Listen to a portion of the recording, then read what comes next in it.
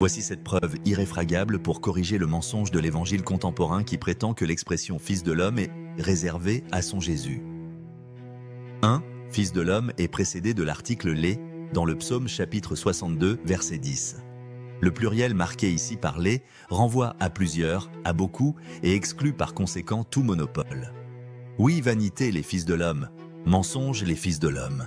Dans une balance, ils montraient tous ensemble, plus légers qu'un souffle. Psaume 62, 10.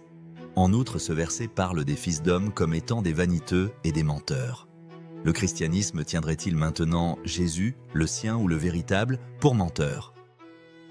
2. Fils de l'homme est attribué par Dieu s'adressant nommément à Ézéchiel, dans Ézéchiel chapitre 27, verset 2. Et toi, fils de l'homme, prononce sur Tyr une complainte. Ézéchiel 27, 2. Ézéchiel n'est pas le Messie, pourtant Dieu l'appelle fils de l'homme.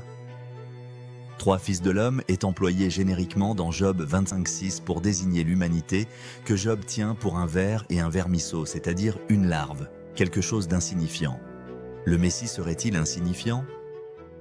4. Fils de l'homme est encore utilisé comme un terme générique dans le psaume chapitre 8, versets 4 à 7.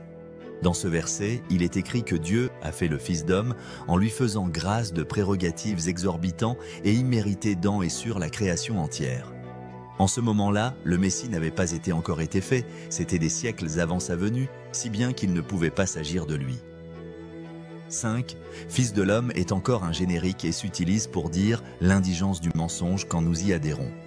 Dieu n'est point un homme pour mentir, ni fils d'un homme pour se repentir. Ce qu'il a dit, ne le fera-t-il pas? Ce qu'il a déclaré, ne l'exécutera-t-il pas? Nombre, chapitre 23, verset 19. 5. Heureux l'homme qui fait cela, et le Fils de l'homme qui y demeure ferme, gardant le sabbat, pour ne point le profaner, et veillant sur sa main, pour ne commettre aucun mal. Ésaïe, chapitre 56, verset 2.